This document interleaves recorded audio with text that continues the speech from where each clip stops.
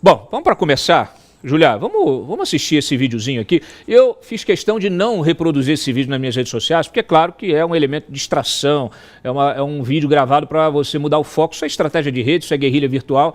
Aliás, a gente vai falar hoje também sobre o gabinete do ódio do PT, que está fazendo um trabalho intenso com dinheiro nosso, né? Com dinheiro nosso. Mas coloca aí esse videozinho que o Lula divulgou ontem, comendo jabuticaba.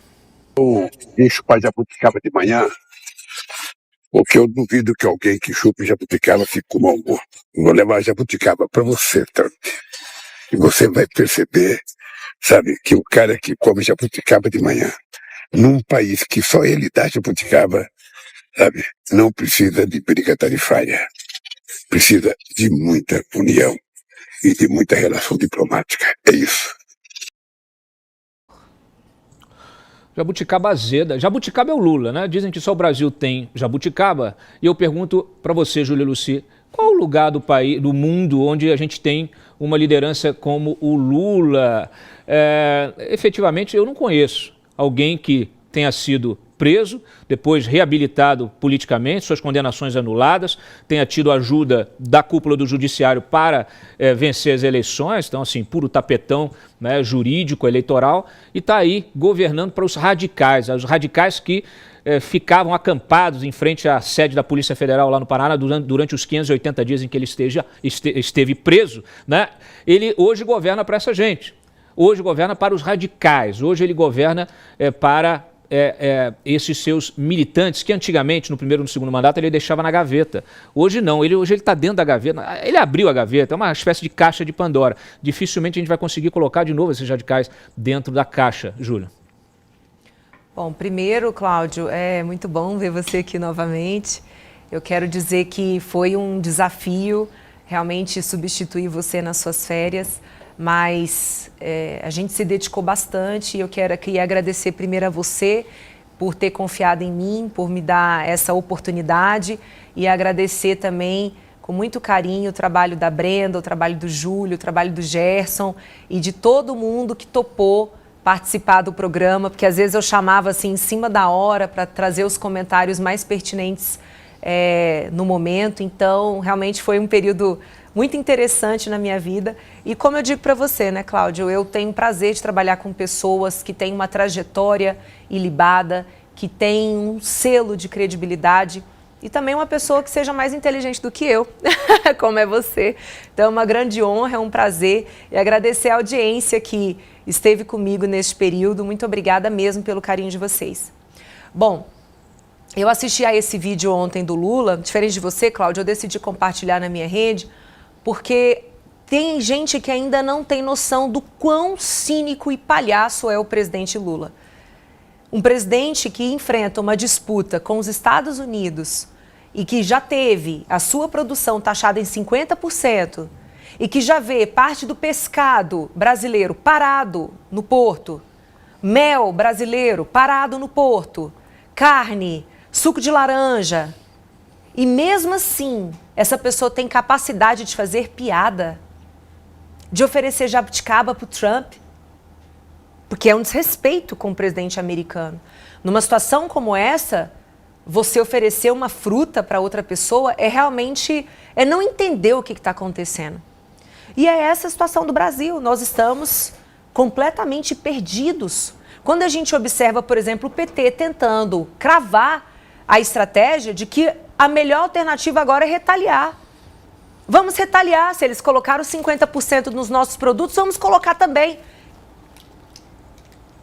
O povo que ainda não percebeu que buscar mais imposto é um tiro no pé, sinceramente, não tem muito o que reclamar de ter elegido uma pessoa como essa.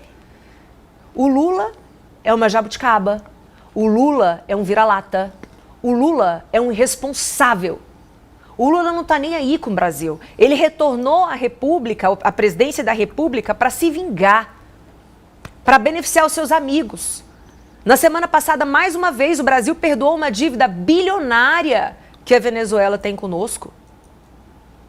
Ele apoia todo mundo que precisa. Ele vai lá buscar a ex-primeira-dama do Peru e dá asilo aqui para ela. Lula veio para cuidar daquelas pessoas que caminharam ao longo dele nestes anos. E hoje, a gente fica se indagando, tá? Até que ponto que ele vai levar essa estratégia? Porque, gente, nós não temos a menor capacidade de retaliar. É importante que a gente diga que, embora tenhamos, sim, um déficit comercial com os Estados Unidos, ou seja, nós compramos mais dos Estados Unidos do que vendemos, mas o fato é que a tributação que o Brasil impõe a produtos americanos é muito superior. Então, eu acho que a discussão interessante de se fazer, Cláudio, é até que ponto que a luta pela anistia, até que ponto a injustiça que o presidente Bolsonaro vem sofrendo é que subsidiou a decisão do Trump. Na minha opinião, é uma questão pura e simplesmente comercial. O Brasil não foi o único país a receber carta. O Brasil vai ter que negociar, assim como a China teve, assim como o Canadá teve, assim como o México teve. Vejamos o exemplo da primeira-ministra no México. Ela foi brilhante. Ela não caiu em provocação em nenhum momento. E ela conseguiu reverter para o lado positivo do México. Agora aqui no Brasil não. A gente vê um nanico que não sabe do seu tamanho querendo comprar briga com um gigante. Bom, se para você é só economia, deixa eu ouvir o JH Fonseca, que é economista, para ver se ele tem a mesma visão, se ele discorda de você. Eu tenho uma visão um pouco diferente que eu vou expor para vocês depois do comentário do JH. Cláudio, eu concordo em partes aqui com o que a Júlia falou, porque eu acho que, eu sempre digo, texto sem contexto acaba virando pretexto para as pessoas falarem aqui bobagem em relação à situação. Apesar do Trump ter colocado na carta, menção à questão do Bolsonaro, o que a gente olha a partir de 2017 é que o mundo está entrando numa nova Guerra Fria, como você bem colocou na sua abertura, e nessa nova Guerra Fria os países são obrigados a se posicionar. Aquela questão de neutralidade já não é um bom negócio econômico, né? Como você também bem colocou na sua abertura, o Brasil, a única vez que tentou escapar desse alinhamento com os Estados Unidos foi ali no início da Segunda Guerra Mundial, quando Vargas ali flertou com o Terceiro Reich, e também ali no início da década de 60, e depois deu no que deu. Ou seja, a gente precisa primeiro entender que aquela paz americana do final da Guerra Fria até mais ou menos início dos anos 2010 acabou. Nesta paz americana, era um pouco tolerável do ponto de vista americano essas bravatas que a gente está escutando do presidente Lula e de outros presidentes. Era um pouco tolerável para os Estados Unidos da América que se tivessem ofensas ao país ou às relações comerciais com o país. Quando a gente pegar, por exemplo, final dos anos 90 e início dos anos 2000, a China não era nem a terceira maior economia do mundo. Não tinha ameaça à economia americana. A partir do início dos anos 2010, você tem um claro segundo lugar que enfrenta os Estados Unidos e ameaça tanto comercialmente quanto outras questões que vão além do comércio, que a gente está falando, por exemplo, de propriedade intelectual, a gente está falando de manipulação de moeda, a gente está falando de questões militares, a gente tem a China usando suas pontas de lança, Irã, Taiwan, etc. Então os Estados Unidos começam a ficar cada vez menos tolerantes a países que ficam em cima do muro. Então o Brasil, por exemplo, queria comprar caças militares, não sei quem se lembra da negociação do Gripen, tinha o F-18 em pauta, os Estados Unidos não queriam dividir tecnologia, então a gente começa a entrar no mundo onde você precisa assumir um lado. E a partir de 2017, os Estados Unidos sobe esta régua. Quando o presidente Lula assume, ele vai construindo o que chegou à situação atual, né? Ele começa, primeiro, aceitando o navio iraniano militar nos portos brasileiros, ele começa defendendo uma moeda dos BRICS contra o dólar. Ele, apesar de ter uma política de dizer verbalmente que o Brasil é neutro, é uma política esquizofrênica, porque na prática ele vai se alinhando cada vez mais ao bloco autoritário que a gente tem hoje, que é o bloco liderado pela China, com a Rússia aí como seu segundo sponsor assistente. Então a gente já está numa Guerra Fria, que você tem o primeiro mundo, que é os Estados Unidos, o segundo mundo, que seria a China com seus aliados, e o Brasil está se alinhando automaticamente. Então, os Estados Unidos não pode mais ser tolerante. Então, óbvio, citaram lá o Bolsonaro, mas do ponto de vista comercial, vai muito além, e do ponto de vista vai muito além da política, vai muito além da ideologia. O que a gente está vendo aqui hoje, Cláudio, é os Estados Unidos forçando os países a tomarem um partido. Se a gente pegar 3 anos atrás, tinha a questão do 5G, a Europa foi obrigada a escolher, pode a Huawei ou não pode a Huawei? O Brasil está adotando sistemas chineses aqui para dentro.